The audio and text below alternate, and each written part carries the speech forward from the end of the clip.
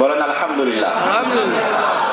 বাংলাদেশ সরকারের কাছে আমরা আরো উদাত্ত আহ্বান জানাতে চাই যে পাশের দাদা বাবুরা নাকি আবেদন করেছে যে ডাক্তার জাকির নায়েক বাংলাদেশে আসলে তাকে গ্রেফতার করে তাদের হাতে তুলে দিতে হবে। তো আমরা আবেদন জানাবো যে ডাক্তার জাকির নায়েককে রাষ্ট্রীয় মেহমান হিসেবে বাংলাদেশে নিয়ে আসতে হবে। এবং আলহামদুলিল্লাহ রাজশাহী থেকে রংপুর আসা পর্যন্ত প্রশাসনের এনএসআই, সিটিএসবি, ডিজিএফআই সকলেই আমাদের সাথে সহযোগিতাপূর্ণ ব্যবহার করেছে এবং এখনো আলহামদুলিল্লাহ সহযোগিতাপূর্ণ ব্যবহার করছে। আমরা সকলের শুকরিয়া আদায় করি। আর তাদের সহযোগিতাপূর্ণ ব্যবহার আরো বেড়েছে, তার কারণ হচ্ছে আমাদের পার্শ্ববর্তী দেশে আল্লামা ইফতিসাম ইলাহি জহিরের আশায় বিভিন্ন উদ্ভট মিথ্যা নিউজ তারা প্রপাগান্ডা প্রচার করতেছে। আমরা আহলে হাদিসরা, আমি মনে করি যে বাংলাদেশের সবচেয়ে নিরীহ দাওয়াতি কাজ করে হচ্ছে আহলে হাদিস এবং সালাফিরা। মানুষ অভিযোগ করে যে আহলে হাদিসরা নাকি রাজনীতি করে না। কেন রাজনীতি করে না সেটা নিয়ে অভিযোগ করে, অথচ সামান্য একজন আহলে হাদিস আলেম বাংলাদেশে এসে বক্তব্য দিচ্ছে, সেটা নিয়ে কি রকমের তোলপাড় চলতেছে তা ভাষায় প্রকাশ করার নয়। তাহলে আহলে হাদিসদের দাওয়াতের মধ্যেই রাজনীতি লুকিয়ে আছে।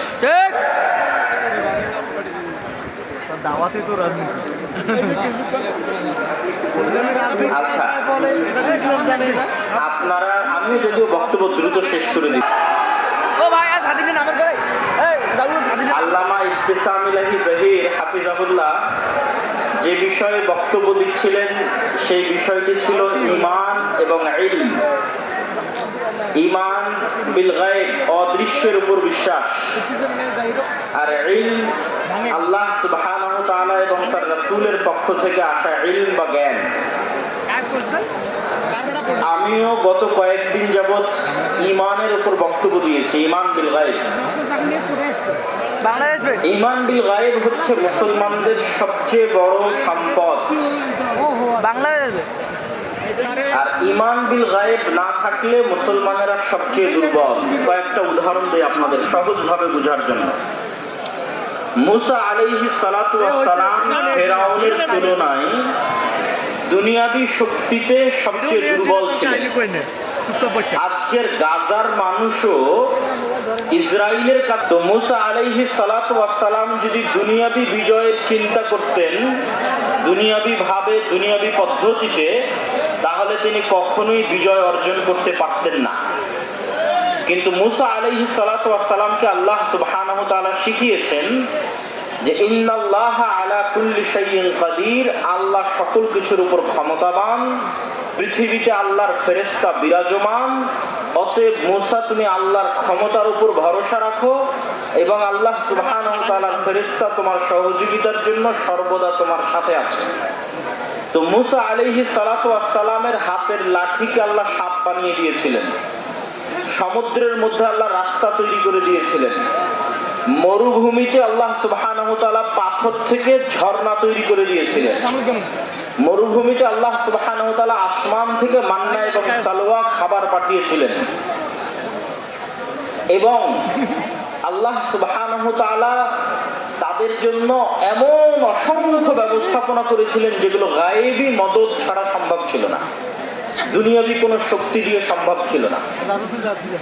ঠিক তেমনি আমরা যদি মুহাম্মদ সাল্লাল্লাহু আলাইহি ওয়াসাল্লাম, আবু বকর, ওমর, উসমান, আলী রাদিয়াল্লাহু তাআলা আনহুম এদের জীবনী দেখি, খালিদ বিন ওয়ালিদ, আমর ইবনে আল-আস এদের জীবনী দেখি, তাহলে তৎকালীন বিশ্বের রোমান সাম্রাজ্য এবং পারস্য সাম্রাজ্যের তুলনায় দুনিয়াবি শক্তির দিক থেকে আজকের মুসলমানদের তুলনায় শতগুণ দুর্বল ছিল আবু বকর, ওমর, উসমান, আলী রাদিয়াল্লাহু তাআলা আনহুম।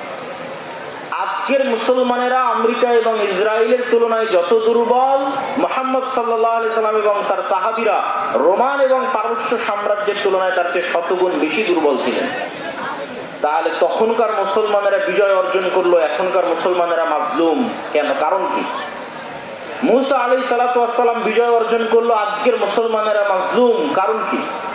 কারণ একটাই, যে খালিদ বিন ওয়ালিদ, আমর ইবনে আল-আস, আবু বকর, ওমর, উসমান, আলী রাদিয়াল্লাহু তাআলা আনহুম এরা গায়েবের উপর ইয়াকিন রাখতেন।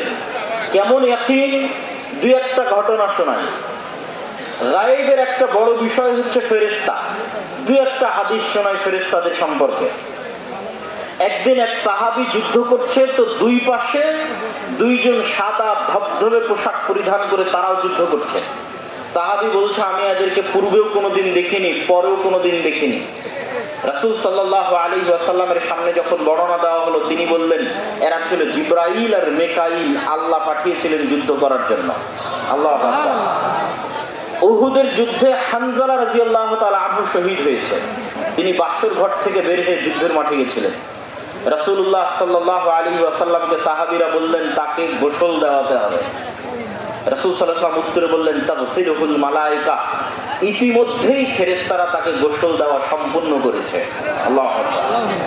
খন্দকের যুদ্ধে রাসূল সাল্লাল্লাহু আলাইহি ওয়াসাল্লাম যুদ্ধ শেষ করে অস্ত্র রেখে গোসল করতেছেন। গোসল শেষ হয়ে বের হয়ে দেখছেন জিবরাইল আলাইহিস সালাতু ওয়াস সালাম এসে উপস্থিত।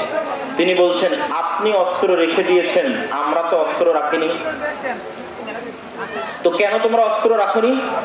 তো মদিনায় অবস্থান করা তিনটে ইহুদি গোত্র, বানু কুরাইজা, বানু কায়নুকা, বানু নযীর, তারা মুহাম্মদ সাল্লাল্লাহু আলাইহি ওয়াসাল্লামের সাথে লিখিত চুক্তিবদ্ধ ছিল যে মুহাম্মদ সাল্লাল্লাহু আলাইহি ওয়াসাল্লামকে তারা সহযোগিতা করবে। কিন্তু খন্দকের যুদ্ধে তারা গাদ্দারি করেছে, মুনাফিকি করেছে। জিবরাইল বলছে, শুধু কাফেরদের পরাজয় নয়, মদিনার মধ্যে থাকা মুনাফিকদেরকেও শেষ করতে হবে, তাদেরকেও মদিনা থেকে বের করে দিতে হবে, তাদের শাস্তি বাস্তবায়ন করতে হবে, গাদ্দারি শাস্তি। তো আনাস রাদিয়াল্লাহু তাআলা আনহু বলছে, রাসূল সাল্লাল্লাহু আলাইহি ওয়াসাল্লাম আমাদেরকে বললেন, চলো আমরা বের হই। জিবরাইল বের হতে বলছে।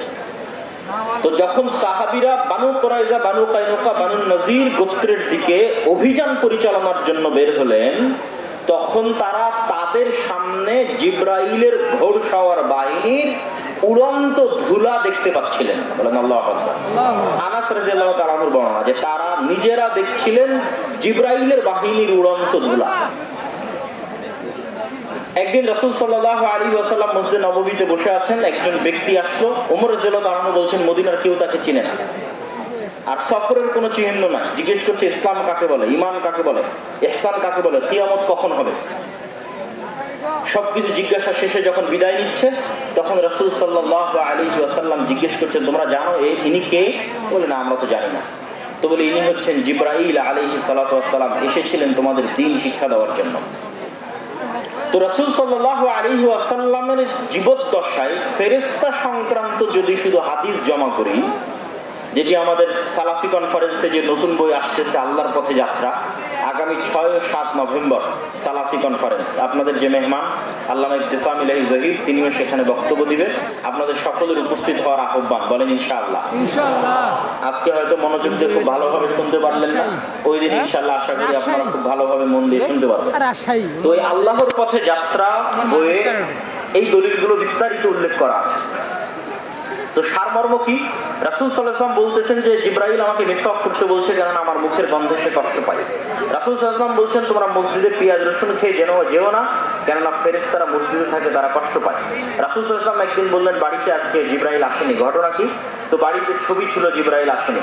রাসূল সাল্লাল্লাহু আলাইহি ওয়াসাল্লাম বললেন, যেই বাড়িতে ছবি আছে, যেই বাড়িতে কুকুর আছে, সেই বাড়িতে জিবরাইল প্রবেশ করতে পারে না, বা রহমতের ফেরেশতা প্রবেশ করে না। এইরকম ধারাবাহিক যদি রাসূল সাল্লাল্লাহু আলাইহি ওয়াসাল্লামের ফেরেশতা সংক্রান্ত হাদিস তুলে ধরি, তাহলে আপনি কল্পনা করেন, যে সাহাবী সচক্ষে ফেরেশতাকে যুদ্ধ করতে দেখছে, যে সাহাবী দেখছে যে তারা আরেক বন্ধুকে ফেরেশতা গোসল দিল, যে সাহাবী দেখছে যে সাআদ বিন মুআযের জানাজায় ৭০,০০০ ফেরেশতা অংশগ্রহণ করেছে, যে সাহাবী দেখছে সাআদ বিন মুআযের জানাজায় ফেরেশতা অংশগ্রহণের কারণে তার খাটলির কি অবস্থা হয়েছে, জাবের রাদিয়াল্লাহু তাআলা আনহুর পিতার লাশকে ফেরেশতারা ছায়া দিচ্ছে, এবং বদর, উহুদ, খন্দক, হুনাইন সহ বহু যুদ্ধে ১,০০০, ৩,০০০, ৫,০০০ ফেরেশতা আল্লাহর পক্ষ থেকে অবতীর্ণ হয়েছে, সেই খালিদ বিন ওয়ালিদ, সেই আমর ইবনে আস, সেই সাহাবীরা যখন রোমান এবং পারস্য সম্রাটের বিরুদ্ধে যুদ্ধ করতে যাবে, তখন তাদের ভরসা হবে দুনিয়াবী শক্তির উপর না আল্লাহর সাহায্যের উপর? আল্লাহর সাহায্যের উপর। এবার আপনি বুকে হাত দিয়ে দেখেন যে আপনি বিশ্বাস করেন কিনা ফেরেশতা আছে। সাহাবীদের বিশ্বাস কোন লেভেলের ছিল, আর আমাদের বিশ্বাস কোন লেভেলের? আমাদের বিশ্বাস আল্লাহর সাহায্য, আল্লাহর ক্ষমতা, আল্লাহর শক্তি, আল্লাহর ফেরেশতার উপর এবং পরকালের উপর এত